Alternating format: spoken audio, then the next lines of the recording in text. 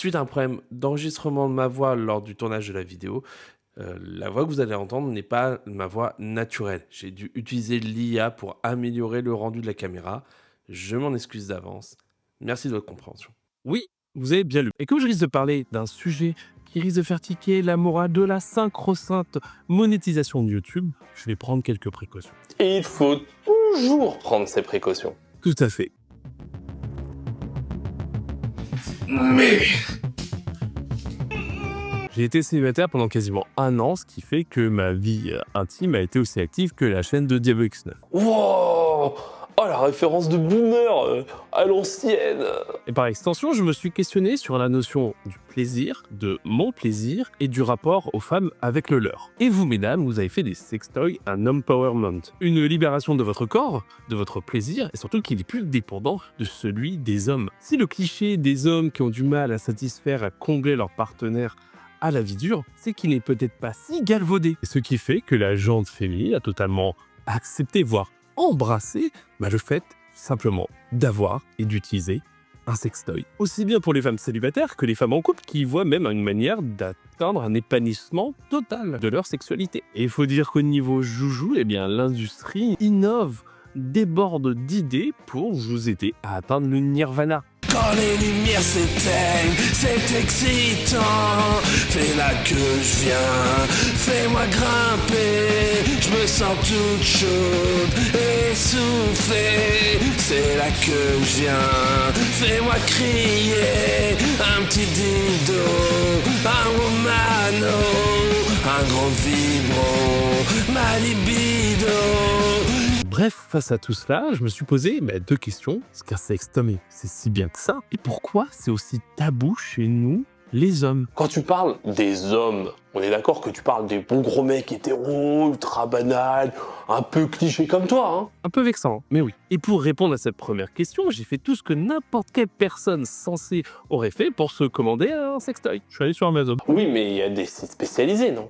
Oui, mais en fait, il y a tellement de sites, c'est compliqué, il y a tellement de modèles, faut savoir lequel correspond au meilleur rapport qualité-prix. En plus, tout le monde n'a pas spécialement un compte et... Pour l'affiliation? J'ai donc commandé le sextoy ayant le meilleur rapport qualité-prix sur Amazon. Et... Mesdames, nous sommes des idiots finis, vous êtes tellement dans le vrai. à ce point-là?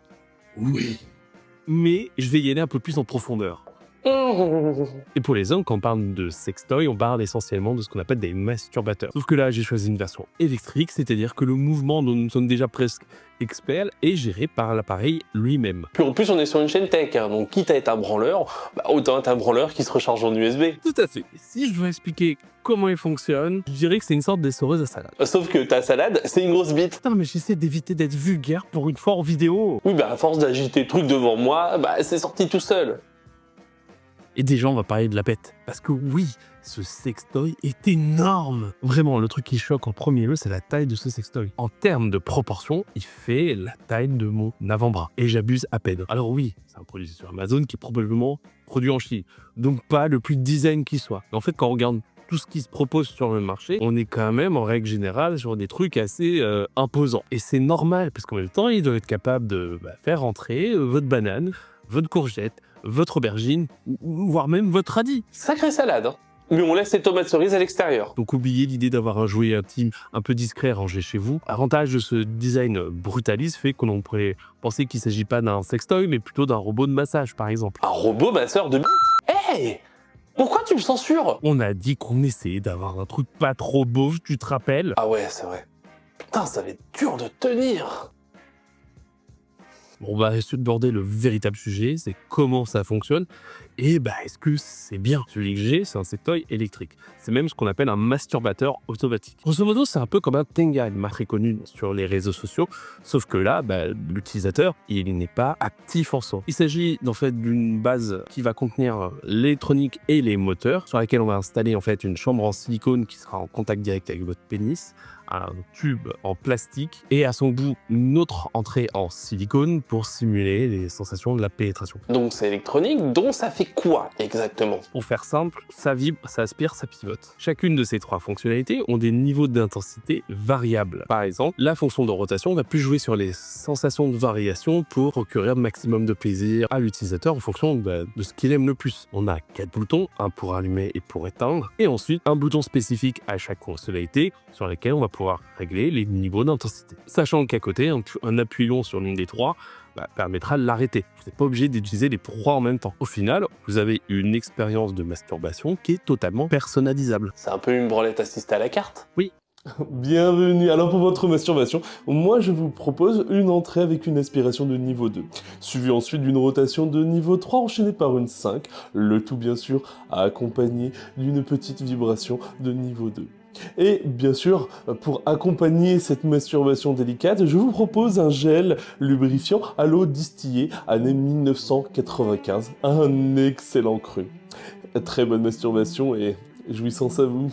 La partie centrale de ce sextoy, c'est une chambre en silicone qui va accueillir votre aubergine veineuse. Elle est équipée de petits picots qui vont participer à la stimulation lors de la rotation et au bout une sorte de semi-langue aussi pour stimuler votre gland. À noter que l'utilisation de ce type de produit nécessite obligatoirement d'utiliser des lubrifiants et des lubrifiants à base d'eau car ils permettent d'éviter d'abîmer le silicone. Et surtout, utilisez et faites attention, ce serait quand même con de vous retrouver avec une brûlure indienne à la tub. Après avoir passé épreuve, tambour à lance d'homme, toi faire partie de la tribu des choux-fleurs. Bienvenue à toi, bite qui fume. Et on va commencer à aborder les sujets négatifs un peu de ce sextoy, c'est que le fait de l'utiliser implique de l'organisation. Il faut du lubrifiant, il faut du temps et il faut que ça soit chargé. Ce sextoy que je vous dis, il est électrique et donc il fonctionne sur batterie et uniquement sur batterie. Et pour moi, c'est quand même le gros bémol de l'utilisation. Donc si vous n'avez pas pensé à le charger après votre dernière session de gaming niveau asticage de joystick, eh ben pour la prochaine session, vous pourrez vous la mettre sur l'oreille. Si long que ça?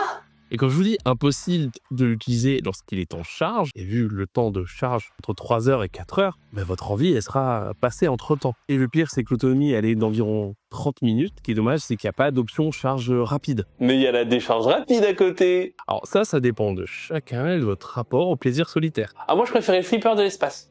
Il faut dire qu'aussi, j'arrivais pas à comprendre les règles du démineur. Bon, c'est bien beau de parler de l'aspect technique, tout le touti, mais c'est comment? Franchement, c'est assez dingue en fait. Et vraiment, je comprends mieux pourquoi vous, les femmes, vous avez des sextoys dans votre chambre et que vous en utilisez malgré que même vous soyez en relation. Et attention, ça ne remplacera jamais une relation entre 2 personnes consentantes, qui s'aiment, qui ont un lien physique et intime et émotionnel lors de ces rapports. Principe simple, c'est qu'à côté, votre sextoy, il va pas vous faire des câlins. Ou alors t'es hyper chelou, mais bon, on juge pas, quoi. En fait, avoir un sextoy, ça vous permet de mieux explorer votre intimité, mieux redécouvrir votre corps et votre rapport à votre sexualité. Parce qu'attention, c'est pas parce que vous êtes un homme que vous n'êtes pas en capacité de découvrir de nouveaux plaisirs. Hello, c'est Clem du futur, passé, ça dépend par rapport à cette vidéo. En fait, en faisant le montage de la vidéo, je me suis rendu compte que j'ai oublié de parler de choses qui sont pourtant assez importantes. Mon expérience en tant qu'utilisateur d'un sextoy masculin. Il faut partir du principe assez simple. L'expérience que vous allez avoir avec ce sextoy ou tous les sextoys que vous avez, elle va être extrêmement intimement liée à votre plaisir personnel. On n'a pas toute la même manière de se procurer du plaisir, on n'a pas toute la même manière en tant comme les femmes, de se masturber. Entre guillemets, on a nos habitudes, on a une manière qui fait qu'on est plus sensible qu'une autre. Moi, de mon côté, en fait, ça m'a permis de découvrir des sensations, comme je disais, et je dis dans la vidéo, sensations de plaisir interne. Alors, en fait, chez les hommes, on a un principe qui s'appelle l'injaculation, qui veut dire qu'il n'y a pas d'expulsion de sperme.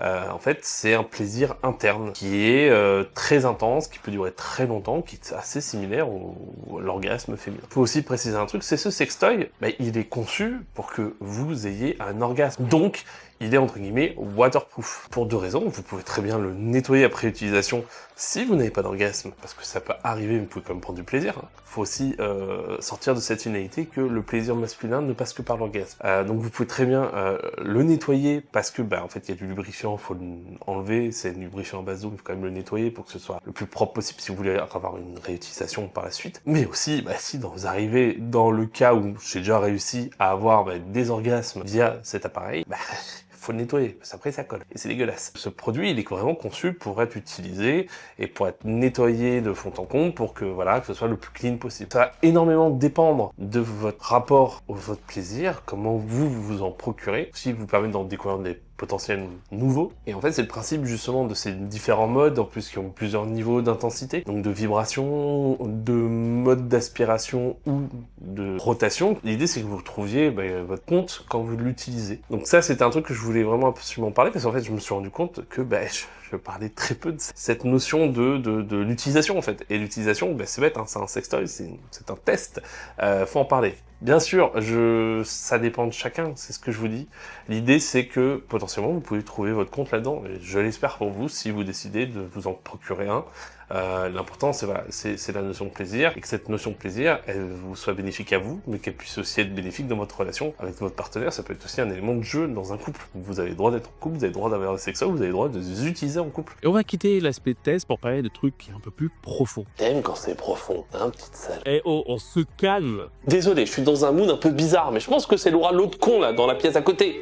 Il y a un tabou, un véritable tabou, sur la masturbation masculine et les sextoys. Je sais pertinemment qu'en faisant cette vidéo, je risque d'attirer potentiellement des mecs à tendance masculine qui ne connaissent pas spécialement grand-chose au plaisir féminin, qui pensent être des rois du démontage de nana, alors que la seule chose qu'ils ont réussi à démonter dans leur vie, c'était une étagère Kallax de chez Ikea. Et à mon avis, l'étagère a dû prendre plus de plaisir à se faire trouver les emplacements de vis par des machines automatisées. Non mais dildo, ce serait pas une bonne analogie par rapport au sujet de cette vidéo ?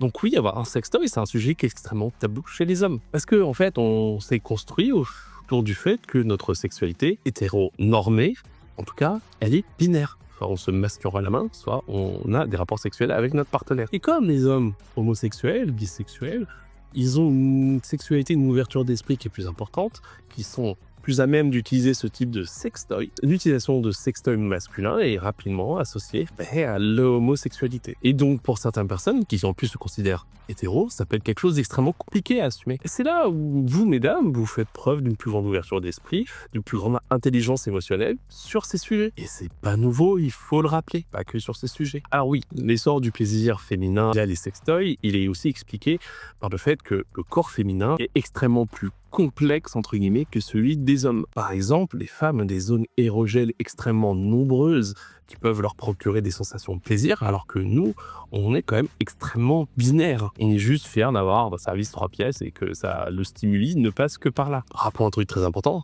contrairement à nous, les femmes ont un clitoris. Un organe uniquement dédié au plaisir. Ça, respect. Et il faut aussi parler du fait que beaucoup de personnes de la genre masculine ne sont pas spécialement très focus sur le plaisir féminin, ils sont plus orientés autour de leur propre plaisir, pour lesquels un rapport n'a qu'un seul but, une éjaculation. Ce qui fait que beaucoup de femmes peuvent être rapidement frustrées de leur partenaire. Donc cela conduit à un essor, à une volonté des entreprises spécialisées de proposer plusieurs types de produits, avec un seul but, arriver à faire qu'on pense que toutes les femmes ont été piquées par une araignée radioactive. Hein ? Quoi ? Non mais parce qu'elle grimpe au rideau. Ah, non mais c'est vrai, ça se passe comme ça. Et vraiment, quand on regarde l'industrie, le nombre de produits d'innovation de technologie dédiés au plaisir féminin sont folles. Ça va même jusqu'à créer des sextoys féminins sans contact. Ça fera 3,50 €. Vous payez en liquide ? Non, je vais payer avec Apple Pay. Et au final, ce serait peut-être intéressant de faire tomber ce tabou vraiment idiot sur le plaisir masturbatoire masculin. On peut totalement utiliser les jouets sans jamais être en posture de remettre en question sa sexualité ou sa virilité. Le sexe ne doit pas être quelque chose d'honteux, surtout lorsqu'on explore son plaisir. Et par extension, peut être amené à mieux comprendre le plaisir de son ou sa partenaire. Donc si vous voulez vous savonner le salami, que ce soit à la main ou avec un appareil, mais faites-le comme vous voulez, comme vous le désirez. La notion de plaisir intime ne devrait jamais être associée à celle de jugement. Assumez-vous, assumez votre plaisir. Et ceux qui jugent ou critiquent le font parce qu'ils en sont incapables. Ça, c'est une véritable preuve de faiblesse. Bref, c'était Clément, je vous dis à la prochaine. Et surtout, n'oubliez pas de rester connecté sur les internets. Après, ça dépend, hein, si t'as un VPN ou pas, si tu veux te branler.